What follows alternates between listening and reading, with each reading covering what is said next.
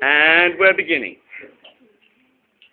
Have you heard about the naval commander defending one country with 12 ships opposed to enemy's 133 ships?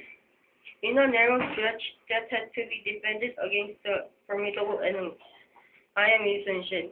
As a young boy, I like to play word games. In those word games, I usually be the leader. You see, as a child, I even be a leader. In the late 16th century, Japanese soldiers started to invade Korea. Stay composed. In that sea battle, I used my variety of strategies and turtle ship to beat them. The turtle ship? Yeah. The turtle ship was shape of the turtle in the back, and the head is the head of the dragon. One of my strategies was to submerge the ships by putting 6 chains in the water. I sacrificed myself in that war, and I'm a martyr. Great. Okay, come on, give him some encouragement. Okay. Now we're going to get you to watch that back to some of your language, okay? All right, go, Fred. Hi, my name is Kim Se-jung, and I was born in 1397, May 15th. In my childhood... Okay, let's just backtrack. We would say the 15th of May 1937. You're doing it in Asian order. It's okay. Little things first, remember? 15th May 1397. In my childhood, my real name was Chung Young, and my eldest brother was Yang Yang. I became a king instead of my eldest brother, Yang Yang, when my father died. Then, when I became a king, I increased the farming technology because there were a lot of people dying by drought and food. and I valued my vassals because they could just control their civilization, and there was a huge difference when I made the Korean language because Korean people were using Chinese instead of Korean in the past, and my contributions were I made Kuminjang, and that's the name of Hangul, and my goodness made a good contribution. Okay. Do you think you need to concentrate on eye contact? Yeah. Yeah, okay. Can I just don't do eye contact?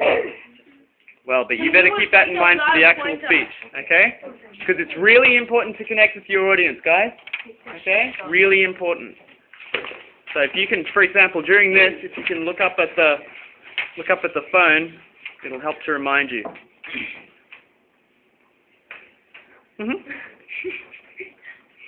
Have you ever thought how hard it is to save people's lives?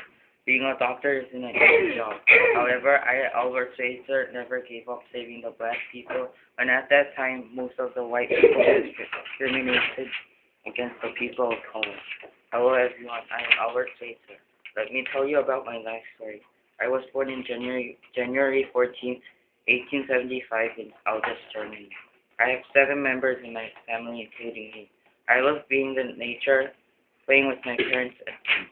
Being with nature makes my heart cozy, warm, and pleasant, like lying on my grandmother's stomach.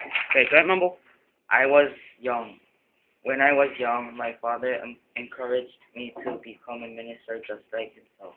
My father was a great minister, respected by everyone. So I had a dream to become a minister someday too. When it was time for me to go to high school, my grandfather took me to a big city to study hard. When I was 18, I went to a university called Strasbourg University. I studied philosophy and theology. While I was philosophy and is this too long? Yeah. Okay, this is too long so far. You know what?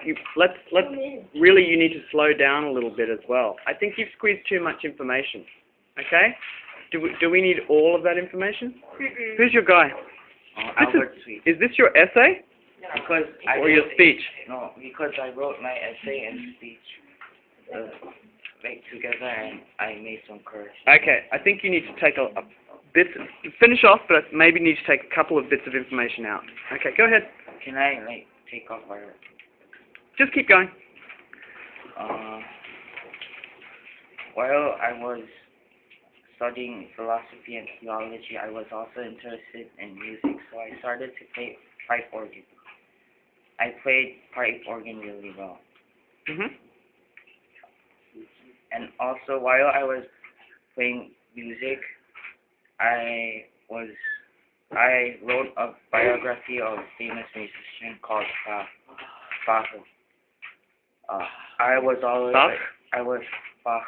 I was also always interested in Bach's music. Bach. Bach. Yep.